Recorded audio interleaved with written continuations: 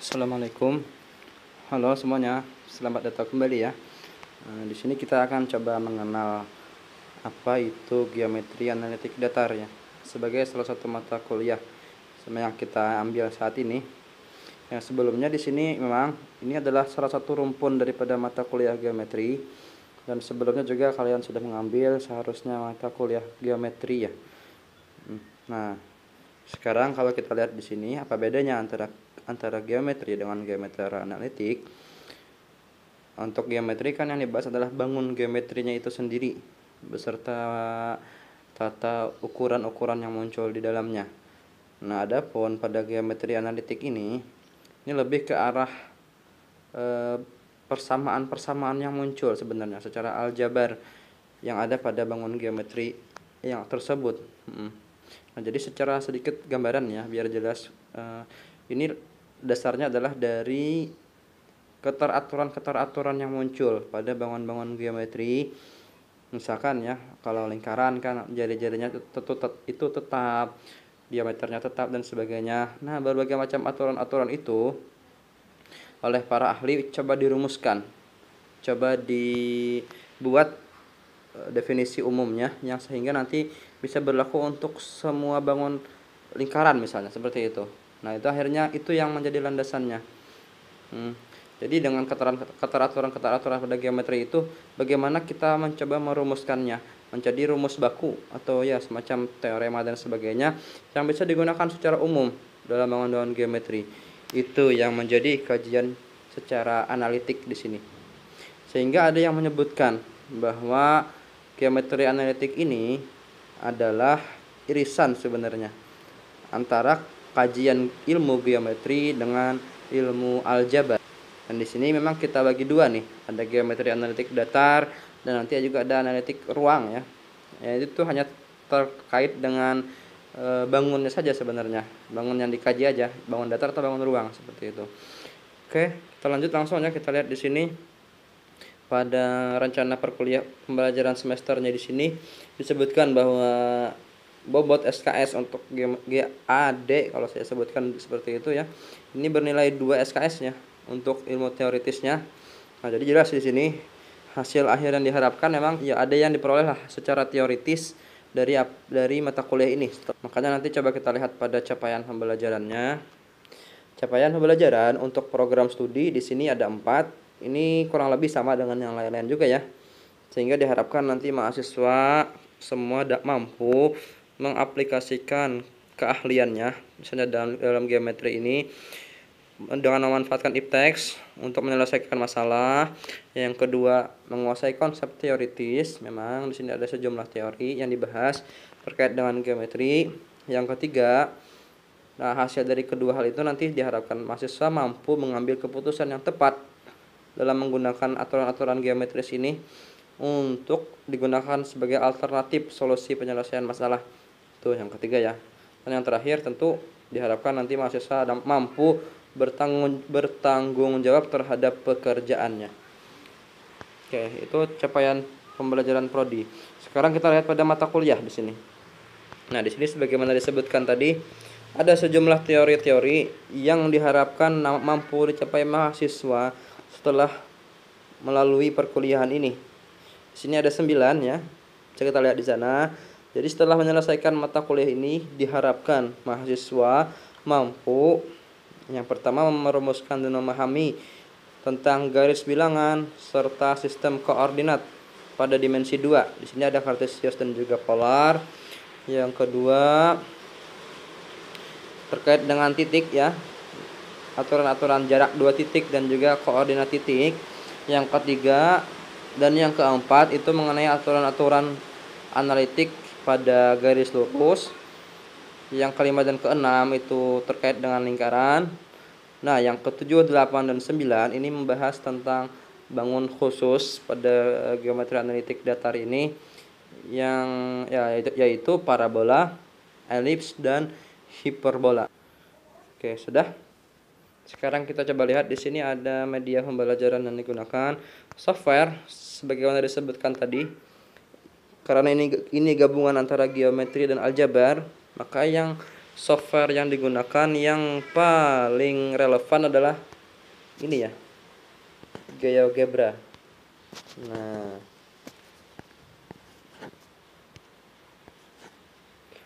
itu. Karena ini memang silahkan nanti dicoba ya. Ini memang sangat-sangat sesuai untuk kita di sini, lebih memudahkan kita sebenarnya untuk memahami konsep-konsep yang ada. Jurnal silahkan gunakan jurnal-jurnal ilmiah terkait.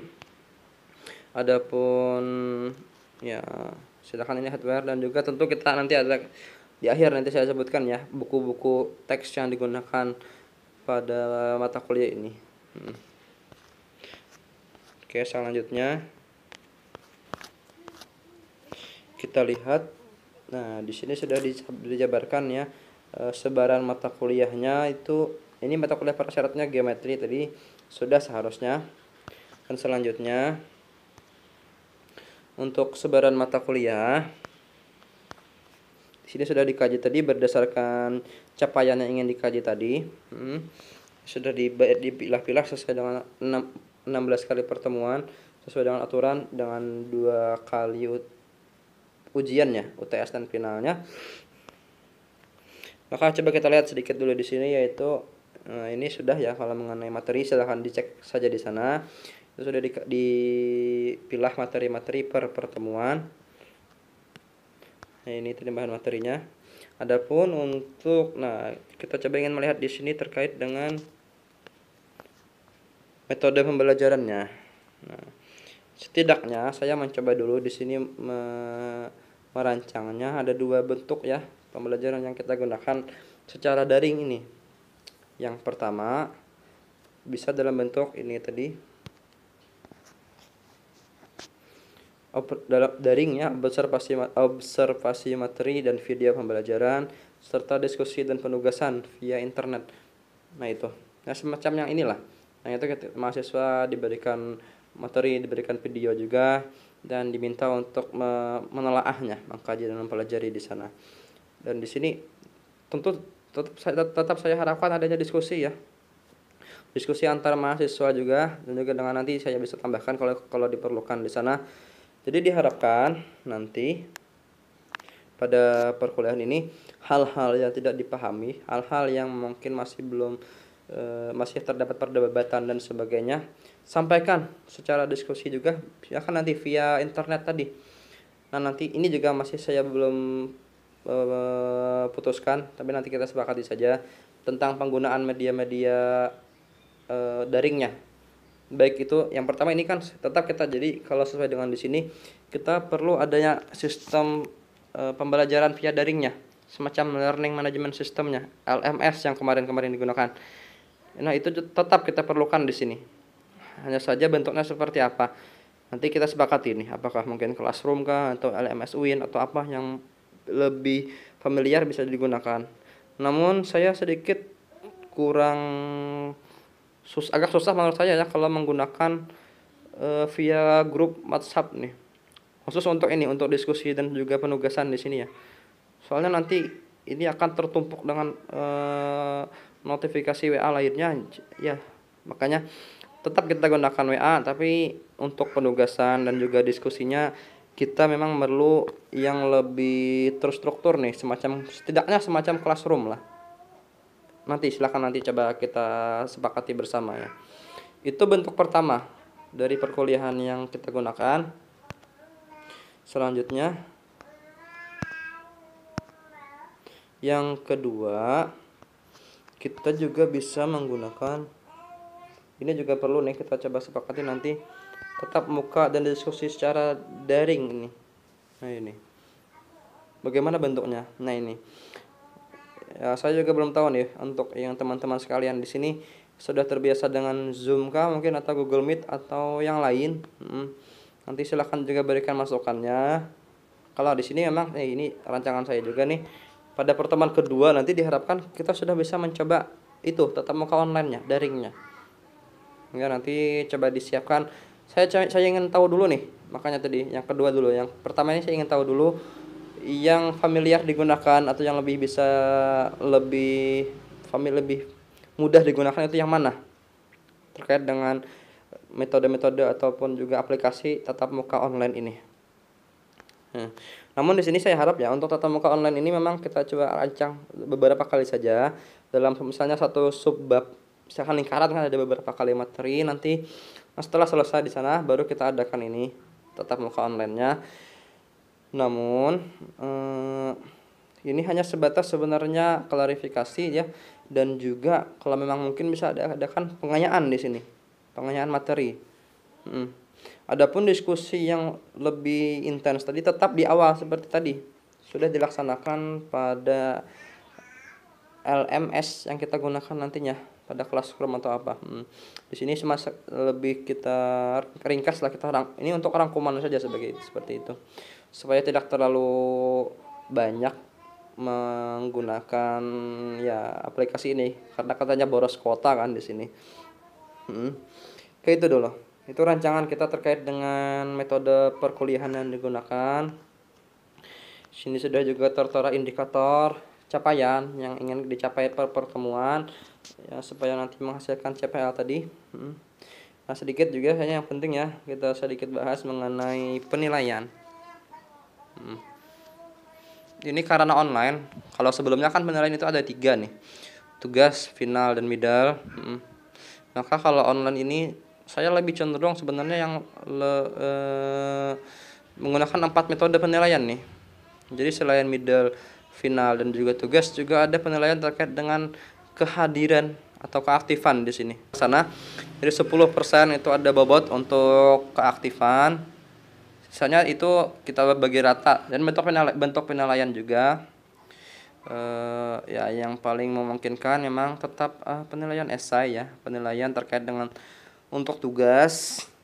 Ini pun saya rasa bisa kita gabung saja beberapa kali pertemuan baru 1 kali tugas, misalnya tugas esai dan sebagainya, itu untuk kita melihat hasil keaktifan kalian juga di sana, sekaligus jadi poin penilaian.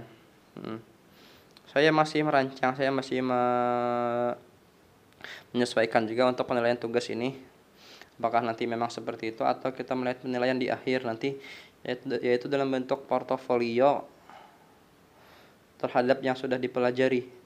Itu juga mungkin nih ya bolehlah nanti kalian juga sampaikan sarannya seperti apa untuk tugasnya. Untuk UTS dan final nanti ini saya lebih senangnya ini kita buat kesepakatan saja nanti. Jadi nanti untuk sebelum UTS dan sebelum juga UAS kita adakan kesepakatan bentuk UAS atau ujiannya seperti apa nih. Untuk esainya jelas take home di sini. Cuma take home-nya seperti apa? Nah, itu yang kita coba nanti sepakati bersama-sama. Itu ya nanti ya. Nanti pada saat tatap muka coba bisa itu kita sepakati bersama. Oke, itu dulu. Saya rasa ini sudah cukup terkait dengan RPS kita. Nah, selanjutnya silakan nanti kalian lihat masing-masing ya pada dokumen RPS yang sudah di-share nanti.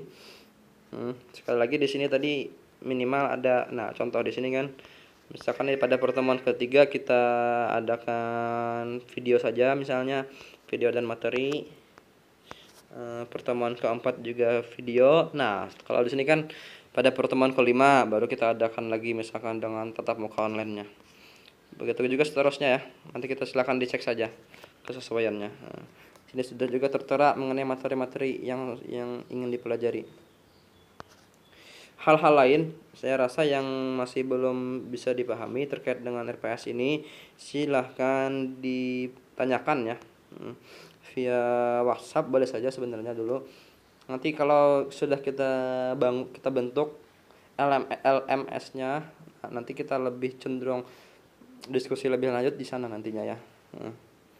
Sedikit tadi sudah saya buatkan ada form terkait dengan absensi pertama dan juga saran-saran kalian ya untuk perkuliahan terkait dengan media dan sebagainya. Itu kontrak kuliah kita juga sekalian. Silahkan isi ya. Saya harap itu tolong bantuannya untuk mengisinya. Oke, ini semuanya sudah tersusun sampai 16 kali pertemuan. Dan terakhir ya daftar pustaka ya, benar. Ini sejumlah daftar pustaka yang saya gunakan dalam mata kuliah ini. Nanti yang bahasa Indonesia itu memang ada bukunya, silahkan coba dicek ya. Terserah nanti entah kalau bisa beli silahkan dibeli juga, sebagai bahan referensi. Nanti juga ada, nah kalau yang bahasa Inggris di sana itu ada filenya. Makanya silahkan juga coba searching saja di internet, insya Allah ada nih dua hal ini. Ini yang secara umum saya gunakan dulu, namun memang tidak terbatas sebenarnya. Ya silahkan nanti kalian tambahkan dengan modul-modul juga, dengan jurnal-jurnal terkait. Yang intinya biasanya kata kuncinya cuma dua, itu satu saja sebenarnya, geometri analitik, itu saja. Itu sudah saya rasa insya Allah mencakup sudah dari yang materi-materi yang kita pelajari ini. Dan juga karena memang ini tadi daring, maka sumber belajarnya juga lebih fleksibel, tidak mesti harus dengan buku atau modul dan sebagainya. Silakan juga digunakan media-media online lainnya sebagai bahan tambahan untuk belajar nih. Termasuk tadi memang kayak GeoGebra, itu juga ada yang online kalau ada salah. Nah, silahkan coba dicek di sana. Oke, itu dulu sedikit paparan ya mengenai rencana pembelajaran kita terkait mata kuliah geometri analitik datar di sini. Semoga bisa dipahami. Dan selebihnya tadi 1 minggu ini dulu saya coba untuk menyusun, melihat dulu apa namanya masukan-masukan ya, saran-saran dari kalian semua di sini. Beserta nanti memang saya ingin melihat juga dulu sejumlah mahasiswanya berapa orangnya dan sebagainya. Tolong diisi ya absensi ya tadi. Dan selebihnya sekali lagi di sini saya coba juga tetap tekankan, coba tetapkan tujuan yang nyata di sini untuk belajar dan apa namanya, doakan itu supaya terwujud.